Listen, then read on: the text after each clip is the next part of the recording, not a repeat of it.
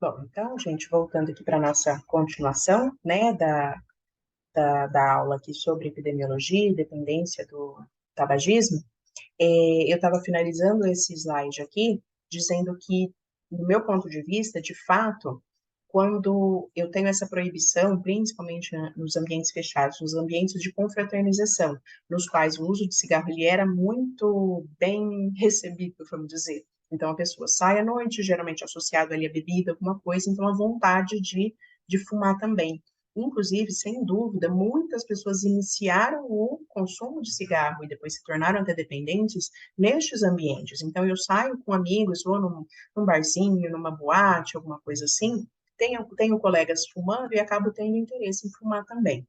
Bom, quando isso se torna proibido nos ambientes internos, a pessoa precisa se ausentar, ir para um espaço específico, aberto ali, enfim, para que ela possa fazer o uso do cigarro, isso com certeza vai impedir um pouco o comportamento de outras pessoas que talvez ainda não fumassem, ou mesmo de quem já experimentou, mas que não vai fazer aquele consumo compulsivo naquele momento da noite, porque é muito trabalhoso fazer isso, se ausentar então ali. Quando a dependência já está instalada, é percebido que a pessoa ela não está nem aí, não é isso não vai ser um impedimento para ela fumar. Então as pessoas realmente vão elas vão se dirigir ao outro ambiente ou elas começam a nem mais querer sair de casa, então elas vão fazer reuniões só na casa ou só em ambientes que elas vão ter a permissão para fumar, tá? Então, quando a dependência já está bastante instalada, já é assim extremamente importante para a pessoa, que é aí que a gente consegue confirmar aquele fator quando da substância já ser mais importante na vida da pessoa do que outras coisas. Então, é o consumo da substância em detrimento a outras áreas. As pessoas começam até a se isolar nos seus próprios ambientes, deixar de se relacionar, deixar de participar de outros compromissos por conta do consumo da substância. E vejam que a gente não estou falando de drogas fortes e desastrosas como o crack, por exemplo, que a pessoa acaba até às vezes saindo de casa e para até em situação de rua. O próprio cigarro, ele é possível de acontecer. Eu tive conhecimento, assim, de alguns casos, mas vou pensar em um claramente aqui, que a pessoa ela era tão dependente do cigarro que ela não fazia, por exemplo, uma viagem de avião. Então, se ela fosse fazer uma viagem, no caso aqui no Brasil, vou sair daqui e vou para o Nordeste, ela ia de carro, porque no carro dela mesma ela conseguia fumar. Né? Ela não tem ela não conseguia ficar em abstinência naquele período do voo, que no caso não é só o voo, né? O estar dentro do avião, porque eu não posso fumar dentro dos aeroportos, por exemplo. Então, o tempo que você está lá, até fazer o check-in, despachar bagagem e tudo, depois entrar no avião, enfim, tudo isso era um tempo que a pessoa não suportava ficar sem o cigarro. E até viagens de ônibus, gente, porque mesmo que na rodoviária talvez seja um pouquinho mais fácil você dar aquela escapadinha ali para fumar, o tempo dentro do ônibus também pode ser insuportável para a pessoa até que ela possa fumar novamente, certo?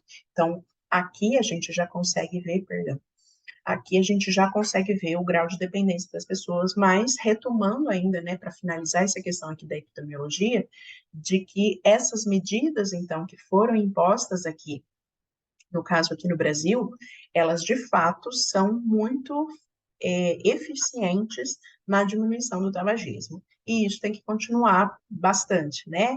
Então, que não voltem as propagandas de cigarro, essas eu acredito que não vão voltar mesmo. Quem tem um pouco mais de idade, talvez se lembre, se recorde de que na televisão, a qualquer horário, o cigarro era feito propaganda dele, e eram propagandas lindíssimas que de fato chamavam bastante atenção e elas eram muito relacionadas inclusive a esportes ou atividades assim prazerosas, muito ligadas à saúde, ou seja, é um contrassenso absurdo. Né? Então, querem ver aí, é só lembrar, venha para o mundo de Marlboro, e tinha um homem lindo cavalgando num ambiente lindo, aberto, e ele fumando o seu cigarro em cima do seu cavalo, né? Não faz o menor sentido, tá?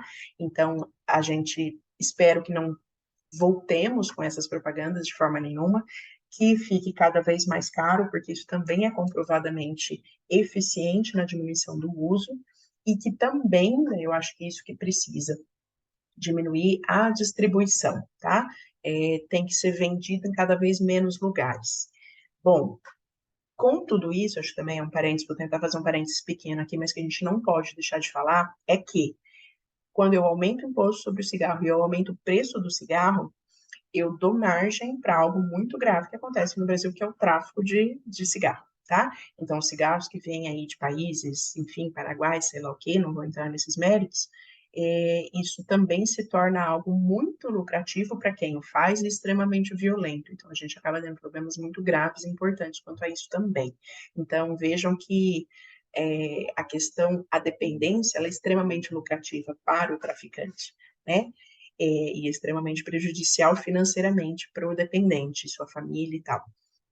Então, as grandes indústrias do cigarro, elas podem ter tido um leve prejuízo aí por conta da taxação, por conta do aumento do preço, porém, as pessoas que vão querer vender esse cigarro, que geralmente são os comerciantes menores e tal, eles vão dar um jeito de driblar isso. Então, se eu não vou mais conseguir vender um cigarro caro, eu vou driblar e vou vender um cigarro falsificado, enfim, que normalmente é feito com menor qualidade ainda, não que do cigarro normal tenha qualidade, mas ele é feito com menor qualidade ainda e que pode trazer mais prejuízos ainda, fora todas as questões sociais, como eu já falei, de tráfico e de toda a violência, enfim, tudo isso que pode gerar, tá? Então, essa foi a análise aí do tabagismo, a análise da epidemiologia do tabagismo, e agora a gente entra aí nas características do tabagismo. Ela é uma substância um pouco mais fácil da gente explicar, da gente falar como que acontece o uso ali, né, o quadro clínico dessa substância. Bom, quando estou aqui falando tabagismo, mas a substância que é efetivamente a que nos interessa aqui, ela é a nicotina. E a nicotina, como já disse, é um estimulante do sistema nervoso central. Característica importante, ela tem uma tolerância muito rápida. A pessoa começa a fumar ali escondidinho, na adolescência, enfim e tal, ela fuma um cigarro, opa, aquilo já deixa a voz estranha, já dá tosse, não sei o que e tal. Muito rapidamente ela já está fumando 4, 5 cigarros no dia, depois 10 cigarros no dia e depois um maço no dia e por aí vai, tá? Essa pessoa que eu coloquei que não conseguia ficar sem fumar, até para fazer uma maquiagem, por exemplo, ela fumava em torno de 3 maços por dia, que são 30 cigarros no dia, né, gente? 30 cigarros. Em 24 horas já dá mais do que um por hora. E, logicamente, se eu for considerar um tempo que eu vou dormir, então essa pessoa fumava coisa de 2 ou 3 cigarros por hora, tá? Pensando aí num espaço para dormir. Bom, o efeito do cigarro ele acontece em poucos segundos e é uma das coisas que faz a tolerância ser tão alta, tá? Quanto mais rápido o efeito bate no organismo, mais a tolerância ela vai ser instalada, tá? Então, nós temos a ativação de neurotransmissores, sendo o principal deles a dopamina, ou seja, a substância que vai causar prazer, melhora na cognição. Olha isso, gente. A pessoa, ela tá ali, cheia de trabalho, alguma coisa, e não sai, aquilo não vem, a ideia não consegue e tal. Fuma um cigarro, pá, tá pronto. Né? Aquilo vem. Então, existe até uma melhora na cognição por liberação dopaminérgica mesmo. Maior controle dos estímulos e das emoções, então eu estou nervoso, estou irritado, estou bravo, eu fumo um cigarro, parece que dá uma acalmada. Eu vou usar todas as aspas e parênteses e colchetes aqui. Teoricamente, uma diminuição da ansiedade e a diminuição do apetite. Isso é fato, tá, gente? Diminui o apetite por liberação dopaminérgica e no uso crônico também, porque o cigarro destrói as papilas gustativas. Então, eu começo a perder o gosto pelas coisas, o paladar. Então, também não sinto mais tanto vontade de comer. Inclusive do olfato também. Também a fumaça toda também vai ter um prejuízo ali das percepções olfativas. Então, a comida, ela perde o interesse, porque eu não sinto mais o gosto, mais o cheiro da comida, pelo menos não da forma como sentia antes. Bom, este efeito que acontece imediatamente na tragada ali, logicamente vai provocar um reforço positivo na pessoa. Então, como eu já falei, é muito do comportamento humano, aquilo que me deu prazer, eu vou querer usar mais, né? Então, todas essas sensações de prazer vão fazer com que eu aumente o uso. Bom, fumei um cigarro, vamos dizer, que é aquele, vou pensar no padrão natural ali do cigarro industrializado. Ele tem uma vida de em torno de 2 horas, gente. Passou estas 2 horas, eu posso começar a ter sintomas desagradáveis, que já são sintomas de abstinência. Vejam, nada justificaria, organicamente, uma pessoa precisar fumar mais do que um cigarro a cada 2 horas, entendem? Né? Então, a pessoa fumou, teoricamente, só após 2 horas que ela precisaria fumar outro cigarro. Vejam que eu estou falando de uma forma como se fosse isso certo, tá, gente? Logicamente não é. Então, quando uma pessoa fuma antes de 2 horas, a gente vê o tanto que essa quando a dependência já está instalada, tá? Bom, a abstinência, então, o que ela provoca na pessoa? Sintomas psíquicos, um humor disfórico, tem uma alteração muito grande de humor, ora está irritado, ora está mais para baixo, mais deprimido. Né, então, humor disfórico, alterado ou deprimido. Insônia, então lembra que eu falei da quantidade de cigarros que você tem que usar com o espaço do dormir? Se eu não fumo, talvez eu não consiga dormir, tá? Irritabilidade, frustração, raiva, ansiedade, inquietação, sabe? Aquele pezinho batendo, aquela mexeção no cabelo e tal, não sei o quê. E dificuldade de concentração. E que, logicamente, isso vai fazer com que eu use novamente, né?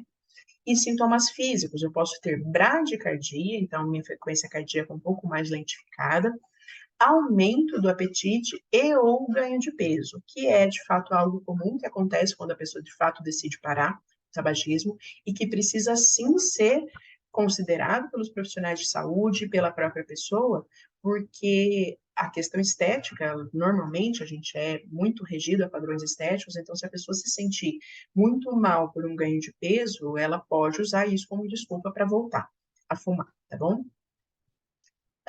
Temos tipos aí de cigarro. Nós temos cigarro convencional, como eu falei, que é o industrializado, o cigarro de palha, que é um pouco melhor, um pouco mais natural. Não, não é, tá, gente? Por mais que o cigarro industrializado seja feito com substâncias extremamente prejudiciais, mais ainda do que o próprio tabaco, não dá para a gente achar que o cigarro de palha ele é bonzinho e ele não causa mais, tá bom? Temos o cachimbo também, que o cachimbo não é tão consumido, logicamente, charuto também não, todos fazem extremamente mal, tá, gente? E temos o problema absurdo atual dos cigarros eletrônicos e do narguilé também. Narguilé, o narguilé, não sei exatamente qual que é a pronúncia. Bom, exatamente por isso que eu vou trazer os cigarros eletrônicos aqui como algo extremamente importante da gente pensar. Esse folheto que eu deixo aí para vocês clicarem no PDF, esse material então já aparece disponível para vocês, mas se vocês buscarem a fonte, ela é do CDC e da Anvisa, de 2022. Então, vocês conseguem também encontrar esse material e podem entrar em contato comigo também, que eu mando para vocês. Nós temos gerações diferentes de cigarro eletrônico, tá? A primeira geração chegou lá em 2005, mais ou menos. Os aparelhos eram descartáveis, não tinha recarga e tal.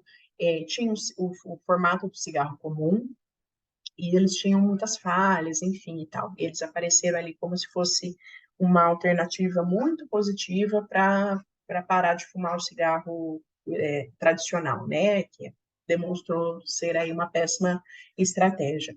E daí fomos avançando para a segunda geração, terceira geração, e hoje, considerando aí que estamos na quarta geração, que nós temos os chamados iPods ou pendrives, eles são recarregáveis, podem ser descartáveis também, tem sais de nicotina, que eles são mais viciantes. Gente, que fique muito claro, o cigarro eletrônico ele não é uma estratégia, uma substituição saudável para o cigarro tradicional. Eles também contêm nicotina em sua grandíssima maioria e também vão provocar a dependência e todos os seus malefícios, tá? Então, a gente chama de cigarro eletrônico, mas o nome correto é dispositivos eletrônicos para fumar, os DEFs. Na maioria, então, eles contêm aditivos, inclusive com sabores, e eles também são substâncias extremamente tóxicas, né? Além da nicotina, que é a que causa dependência. Uma pesquisa mais recente aí do INCA, né, o Instituto Nacional do Câncer aqui no Brasil, ele diz que quem faz uso dos dispositivos eletrônicos para fumar tem 3 vezes maior risco de experimentar o cigarro convencional. Então, veja, não é que eu eu vou usar o eletrônico para não usar o tradicional. Ao contrário, quem começou com o eletrônico tem 3 vezes mais chances de ir para o convencional, porque o convencional é muito mais potente na sua nicotina, tá? Além de 4 vezes maior risco em usar continuar usando, tá? Então, eu tenho 3 vezes mais chance de iniciar o uso e 4 vezes maior risco de continuar usando. Então, que fique aqui o alerta para os cigarros tradicionais, para os cigarros eletrônicos, perdão. Bom, especificamente, além daqueles diagnósticos médicos que eu tenho das substâncias, do uso de substâncias, tanto pela CID quanto pelo DSM, especificamente para o tabagismo, eu tenho uma pontuação, eu tenho uma forma de quantificar o quanto essa pessoa é ou não dependente do cigarro, que é o teste de Fagerstrom, né? Tem esse nome estranho aí. Bom, as perguntas, elas são assim: quanto tempo após acordar você fuma o seu primeiro cigarro? Então, a pontuação vai variando entre os 5 primeiros minutos, de 6 a 30 minutos, ou até mais de 60 minutos, e a pontuação aqui é quantificada. Segunda pergunta: você acha difícil não fumar em lugares proibidos? Sim ou não? Qual cigarro do dia traz mais satisfação? Primeiro da manhã ou outros? Quantos cigarros você fuma por dia? Aqui e tal. Você fuma mais frequentemente pela manhã? E a última pergunta: você fuma mesmo doente ou quando precisa ficar acamado a maior parte do tempo? Bom, de acordo com a pontuação, eu vou ver que de 0 a 2 pontos é uma dependência muito baixa. De, de, de 3 a 4 é uma dependência baixa, de 6 a 7 é elevada, e de 8 a 10, que é a pontuação máxima, muito elevada.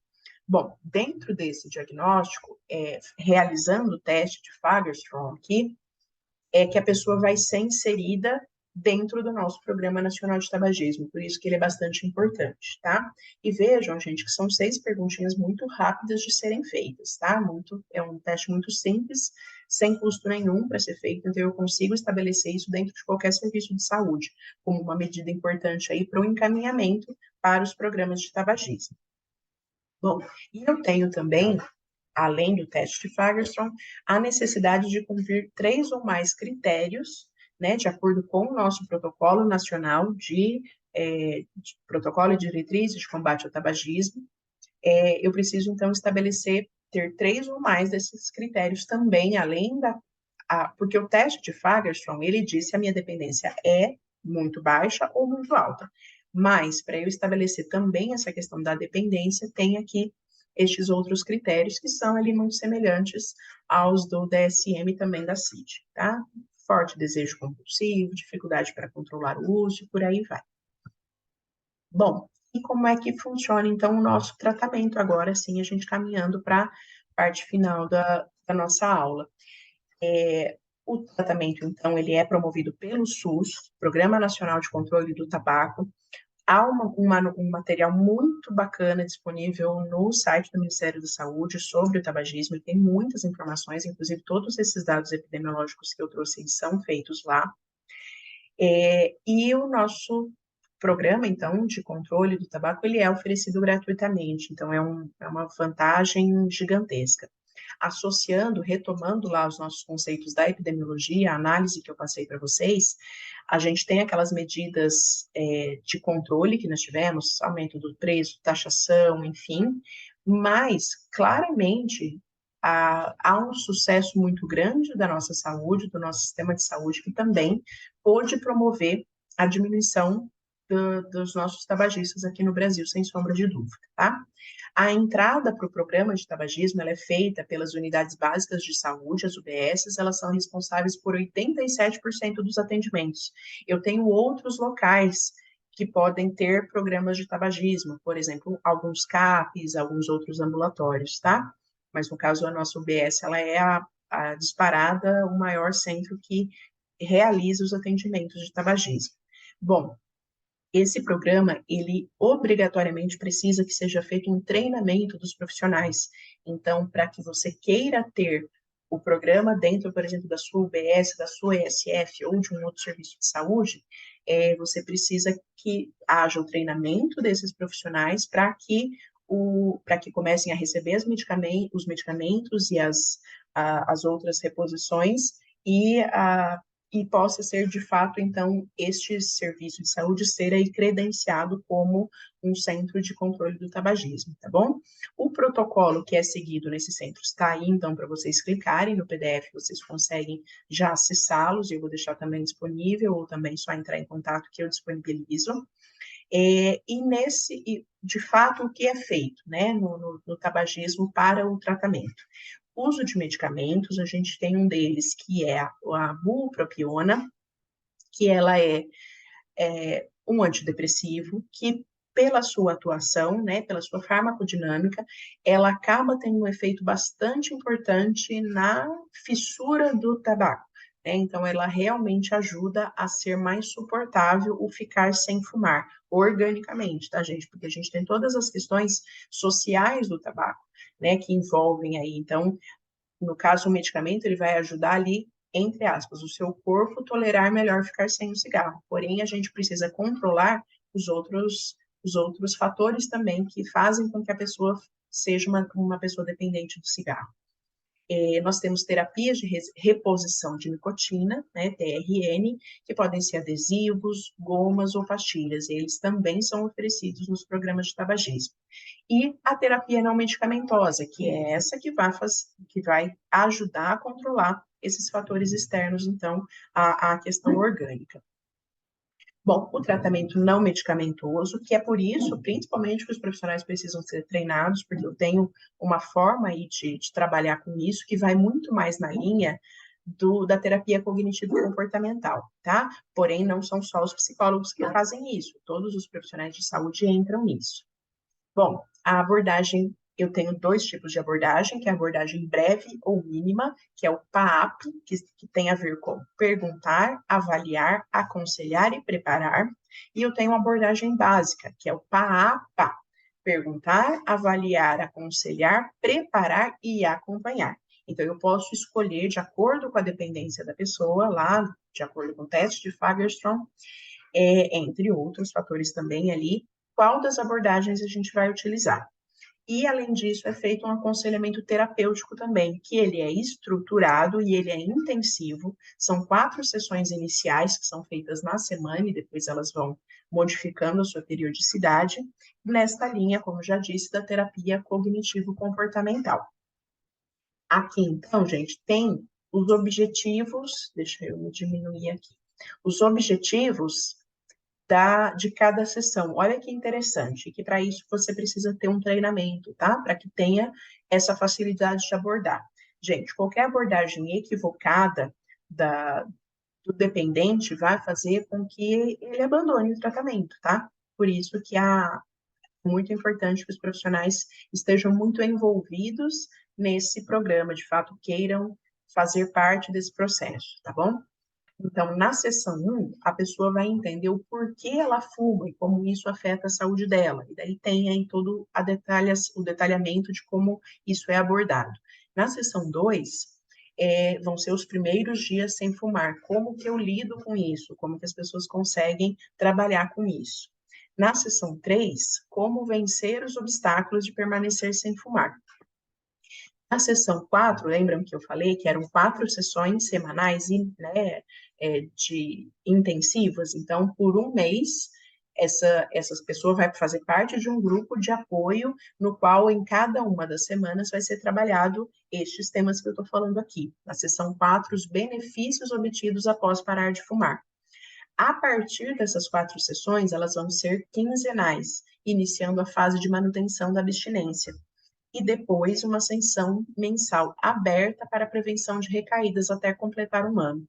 Então, quando a pessoa entra no programa de tabagismo, ela vai permanecer por 1 ano sendo acompanhada por profissionais treinados de saúde que vão auxiliar no tratamento da dependência, tanto com medicamentos como com a reposição de nicotina, se necessário, e quanto com o acompanhamento terapêutico não medicamentoso, tá bom? Bom, é isso então, gente, né? Finalizando aqui o nosso, a nossa aula. Se tiverem dúvidas, entrem em contato. em relação a qualquer um dos temas aí. Precisamos lembrar que a gente está num momento importante do tabagismo e que ele tem que ser cada vez mais combatido. A gente já teve uma diminuição importante, precisa ser combatida, e que a gente possa, então, entender como que a dependência acontece, os sinais e sintomas que ela acontecem, para eu entender como que essa pessoa pode ser encaminhada para os programas antitabagismo, que são um sucesso aqui para nós, tá bom? Fico à disposição, então, um abraço a todos e até mais.